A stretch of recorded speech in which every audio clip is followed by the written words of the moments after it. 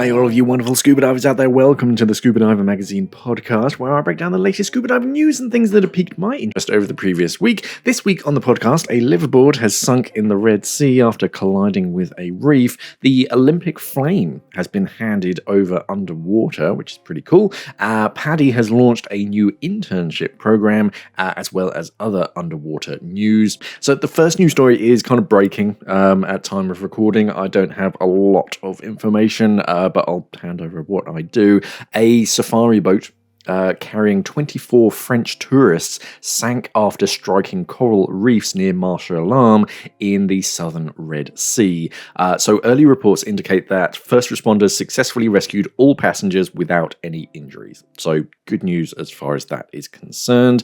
It's obviously bad news for the coral reef because it got hit by a boat, and there are rumours of like fuel leakage and all that kind of stuff that they've got to contend with now. The incident occurred near the Satea Reef area, where the coral reefs inflicted significant damage to the vessel. I'm quoting a news article from the scubanews.com. Nearby boats assisted in transferring the tourists, ensuring their safety and providing necessary services. The tourists were safely transported to the marina close to Marche Alarm. Authorities have initiated an investigation to determine the cause of the accident and are currently examining the site. It's claimed that the ship involved was the Exocet or the Sea Sound, but it's still early days, literally, as far as what's going on. So head over to our website to stay up to date with the latest news.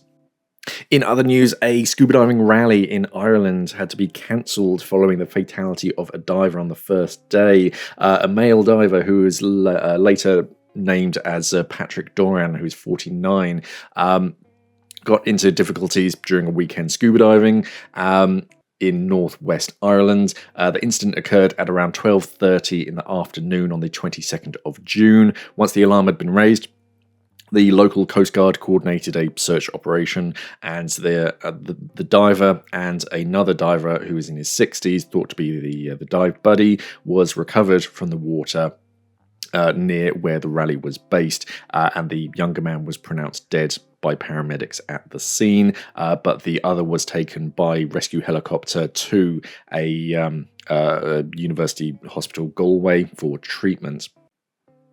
There's actually some new news that has just crossed my desk whilst recording, and this is a MAIB, which is the Marine Accident Investigation Branch, safety bulletin following the fatal injury to a recreational diver following contact with a motor vessel in Scapa Flow in the Orkney Islands on the 28th of September 2023. So the summary reads, on the morning of the 28th of September 2023, a recreational diver carrying out decompression stops died, almost certainly as a result of being struck by the rotating propeller of the UK-registered diving support boat Karin.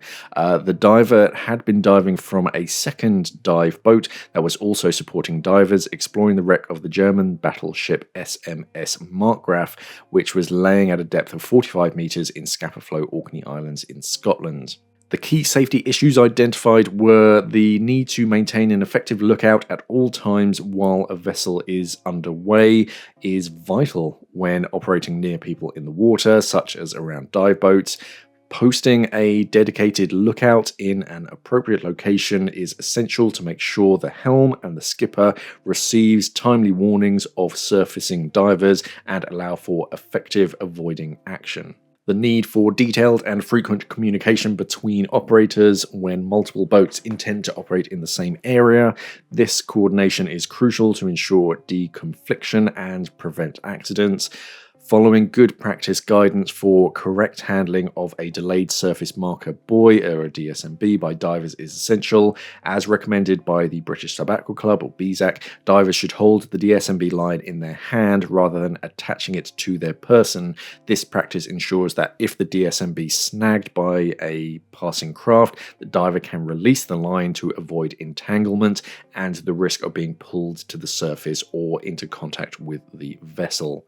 The safety recommendations are the British Diving Safety Group is recommended to disseminate this information safety bulletin to all organisations and agencies within its membership, drawing attention to the safety issues raised. In particular, one, that owners, operators and skippers of diving support boats should ensure compliance with Colreg Rule number 5 concerning provision of a lookout, especially when operating in proximity to divers in the water, and to raise awareness among its members of the hazards to divers of attaching a DSMB to their person while submerged, and that the recognised good practice is for the reel to be held in their hand.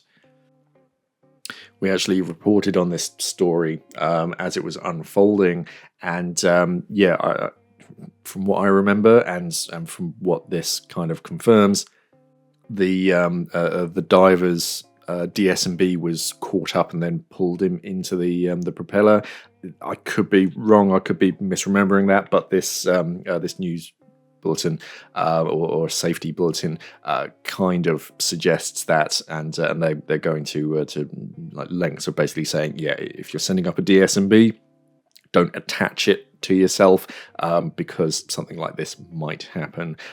You want to be able to let go of it if anything should happen. I don't care how fancy or expensive your DSMB is, it's not worth being pulled into a boat propeller, so just let go and never clip it to yourself, because yeah, something like this could happen, and even if you're not pulled into the propeller, it's going to pull you up to the surface. Just let go of it. In some nicer news, the Olympic torch has gone underwater by a champion freediver, which is pretty cool.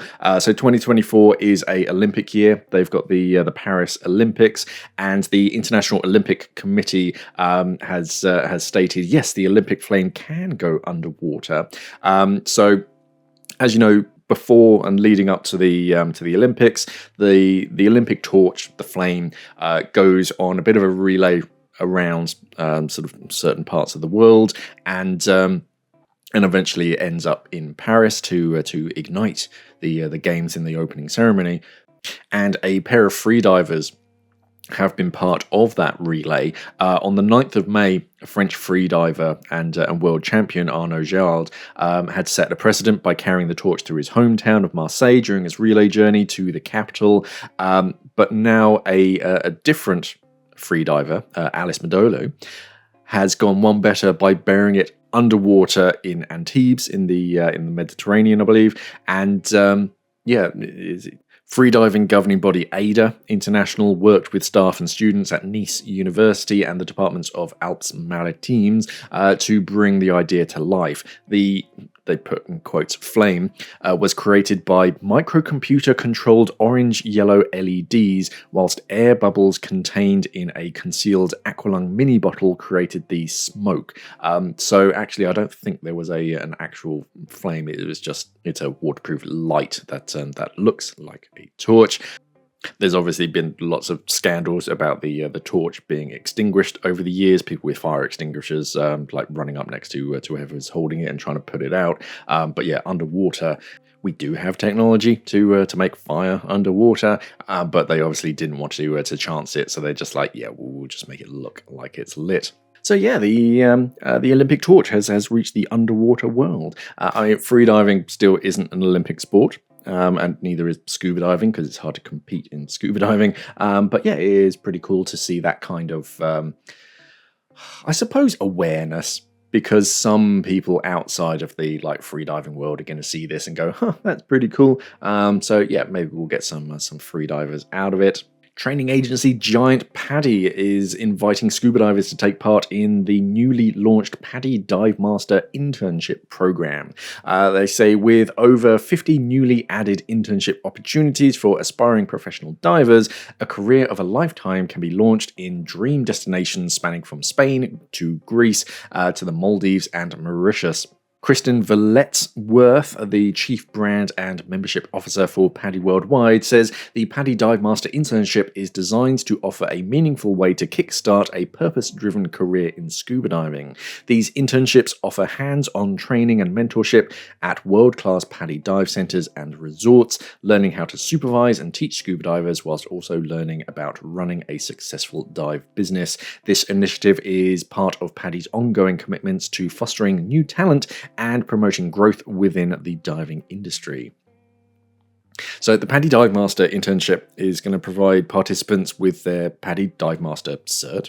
So you obviously have to have your rescue diver and everything. And depending on where you are, certain like HSE medicals and stuff. And it's also going to give you like hands-on experience as well as skills and the confidence needed to excel in a diving career, because the experience is more important than anything else. Someone actually asked for a couple of weeks back what I wish I knew when I started diving, and the first one that popped into my mind is that the certification doesn't really make you a good diver. Just because you've got a certain cert card doesn't mean that you're a better diver. It's the experience that really counts. But the PADI Dive Master membership rating is recognised globally, as are most of the PADI certs, and it's your like first step in like employment opportunities, about making diving a money making procedure when you're teaching, and at that point you're a qualified assistant to help instructors teach courses, and then the more experience you have with that, the easier it is for you to transfer to becoming a full-blown instructor and teaching people underwater. But many PADI dive masters continue careers in marine conservation, film and TV. I actually helped teach a dive master, and he was a stuntman. He was a very cool guy, and yeah, he had to have the PADI Dive Master certification to be able to do his stunt work underwater. And yeah, like so many sort of parts of this, when I had to do like the HSE course to be able to film underwater, it's like, I don't need these specific skills that you're teaching me here, but I need this little plastic card. And it was the same for him. He had to learn how to teach people how to scuba dive, or at least assist someone how to teach them to scuba dive to be able to become a stuntman. But hey, that's just the world that we live in at the moment. But yeah, if you're interested, you can head over to the PADI website. I'm going to pop a link down in the description to the news article, and you can find it there. And yeah, you can start if you're thinking about becoming a dive master. It is a good, fun course, and you do learn a bit more about just all sorts about the underwater world and the physics and biology and all that kind of stuff. So yeah, it's definitely worth joining the course if you're interested, especially if you want to become a teacher. And yeah, there's a new internship program for you. And the Cayman Islands is set to add to its ever-growing collection of underwater sculptures with another mesmerising piece by British-born Canadian sculptor Simon Morris, dubbed the Angel of the Reef. So it's Simon, the artist, who is a member of Ocean Futures, the Ocean Artists Society, and the College of Fellows of the Royal Canadian Geographic Foundation, and now a sales manager for Shearwater Research, is world-renowned for his bronze sculptures sited in key locations underwater to promote responsible dive tourism and environmental awareness. Many visitors to Grand Cayman would have swum by or posed with the mermaid Amphitrite, which has been on the reef at Sunset House since October 2000, and this was followed by The Guardian of the Reef, which is a limited edition set of 4 signed, numbered and dated bronze statues of a fierce mermaid warrior. Number 1 was completed in October 2013 and subsequently placed at Lighthouse Point in Grand Cayman's West Bay in April 2014. So the statue itself is going to be just shy of 3 meters tall, and it's a mermaid reaching upwards with her arms open, kind of beckoning divers to come down and see the underwater world. There's like a stingray on her back, kind of making these kind of wings, and a sea turtle just around her waist. And to help raise funds, you can actually buy one or at least a smaller version of it. There's a unsigned, like unlimited version, which is just over $100. A hand-signed number limited edition, which is $200, and an artist proof limited to just 10 of $250. He's also making 1/6 scale versions, which is about 45 centimeters tall, of a limited edition of 25 pieces, signed, numbered, and dated for $7,200, and just 3 artist proofs, which are signed, numbered, and dated for $7,600, and that's all in aid to help create, transport, and site the new Angel of the Reef. So something new to see.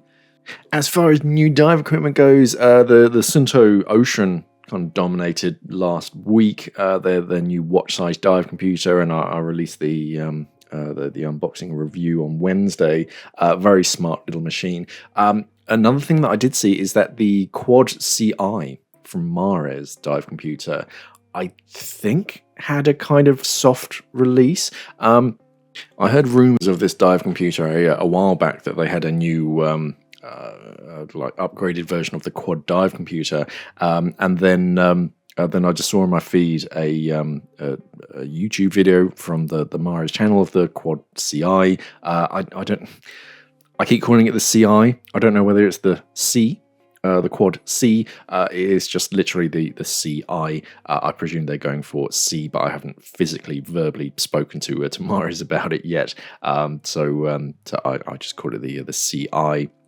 It's a color screen dive computer, a large screen dive computer with Trimix as well. So it's more like a technical version of their Quad dive computer. It's got integrated digital compass, wireless air integration, and it looks like a fairly smart machine offering up from Mares. Rechargeable battery as well by the looks of it. Dive time of 20 hours per full charge, 30 hours without the transmitter, with a smart battery management system. I'm going to see if I can get my hands on one to show you guys what it's all about. Oh yeah, Trimix use hypoxic and normoxic. A lithium polymer battery for a variety of RC and industrial applications. Oh, lithium polymer battery, or more correctly, a lithium ion polymer battery. A rechargeable battery of lithium ion technology using a polymer electrode. So yeah, I'll see if I can get my hands on one and yeah, show you around. But I think that was about it as far as new dive equipment. I don't think I saw anything else. I did see one on Instagram. I'll see if I can find it. And they people often ask about like little tips and tricks and things of just to like improve your equipment. And one of them is that I always bring a card with me with my like emergency contact information, so at least I have something on my body, so that should the worst happen, at least they can identify me and get in contact with my emergency contacts. And this company, it's really hard to find something once you've seen it on social media, isn't it? Dive Devil UK. I haven't looked too much into them, I'll be honest, but they kind of make these like laser etched like metal tags that you can put, I presume, whatever information you like on the back of them, and yeah, it is just like a small chunky dog tag with your emergency contact information on it, and I thought that was pretty cool. And yeah, sort of black, gold, and red are your choices so far. So yeah, check them out on social media. It's dive_devil_UK. It's always worth checking them out. I like these little companies.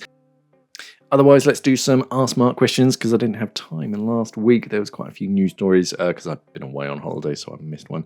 Even Choma6218 says, I'm a tall, skinny guy with a very leg heavy, or I'm and also very leg heavy. I don't need much weight to sink, but if it's around my waist, my trim is terrible. I usually add some weight to my tank band, but need to add enough to compensate for my dumpable weight around my waist. Is it worth just having a small amount of non-dumpable weight, or should I still have some that I can get rid of if needed?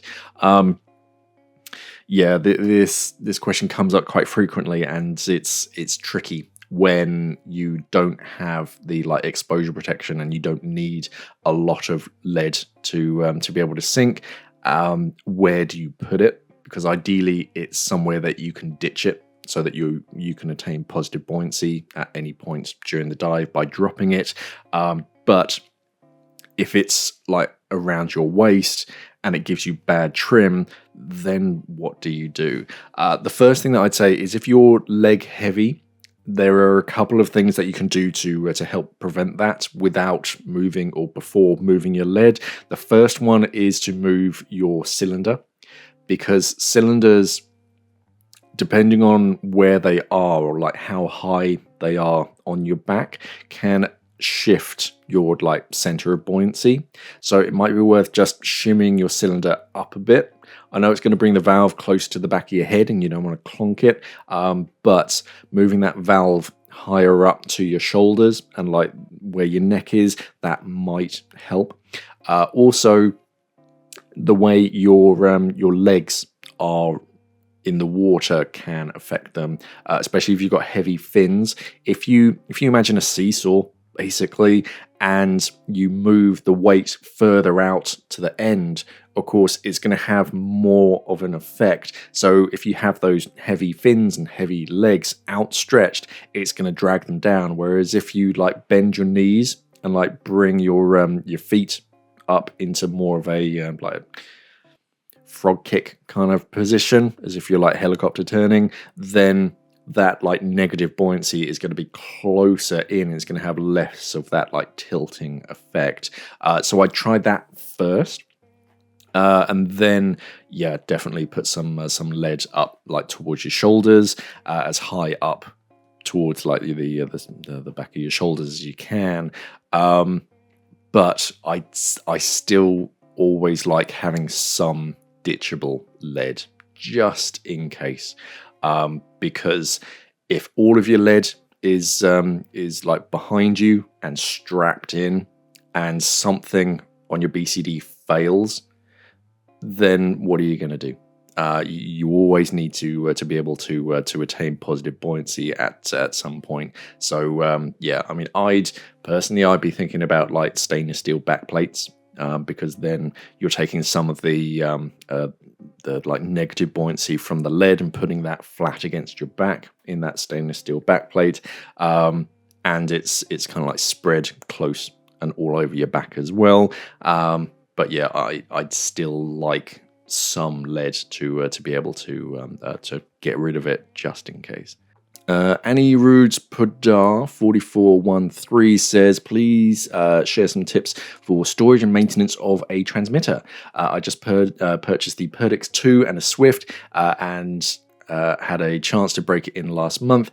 Given the investments, are there any tips that would be super helpful? Just keep them clean, basically.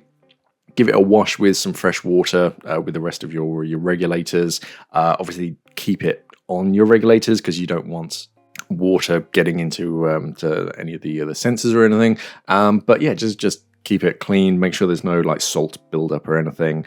And that's kind of it. They're good for what's the shear water? I think shear water is 300 dives or 5 years for replacing that battery, whichever comes first.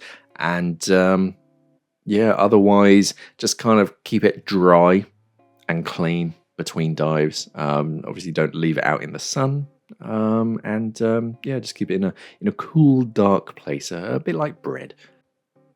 Victor FL4LJ says, hey Mark, quick question about carrying cylinders. Does it really matter if you carry the cylinder by its valve? During my open water, I was told that it's a bad idea. I work in a dive shop though, and everyone carries the cylinders by the valves. So does carrying the cylinders by its valve compromise the threading? Yeah, the important thing is that you're holding it as correctly as possible. And if you grab a cylinder by the actual valve knob, the bit that turns, that's like one of the most fragile sections, and you can like lever it a bit. It's only attached onto like a little metal spindle, which is like, it's usually brass, I think. So that's quite soft. So you want to hold the cylinder like as close to the neck of the cylinder as possible. The fact that you've mentioned stretching threads or compromise the threads is you're more going to stretch threads by like overfilling a cylinder than picking it up by the valve.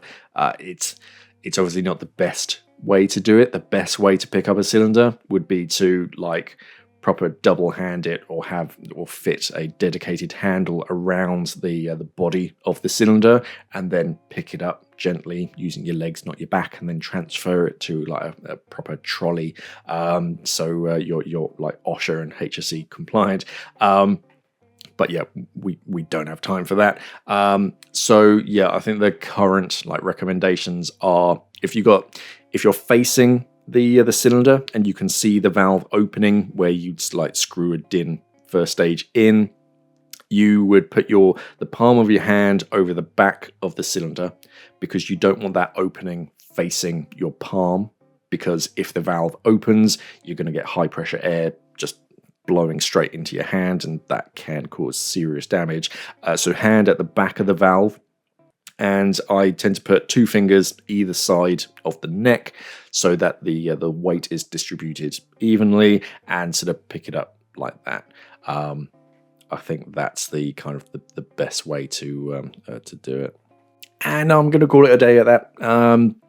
Yeah, it's been quite an interesting week. Most of my week's been taken up by the Suntoe Ocean, making sure that's that video had everything that it needed. It has a lot of features on that computer, and yeah, it's a very good like offering from Suntoe. We haven't seen a lot from Suntoe in recent years. They've had their like lineup, and they've just kind of had it as it is, and they've obviously been working on this in the background, and it's a very smart machine, and a very smart price tag as well. So yeah, it'll be interesting to see what happens with that. All the links to what I've spoken about in this podcast are going to be down in the description underneath this video. Otherwise, yeah, remember to dive safely out there, everyone. And yeah, if you do have or when you are sending up a DSMB, don't hold on to it. Make sure you can let go of it if you need to. And head over to our website, scubadivingmag.com, for the latest scuba diving news and gear reviews. Thank you for listening, everybody. And of course, safe diving.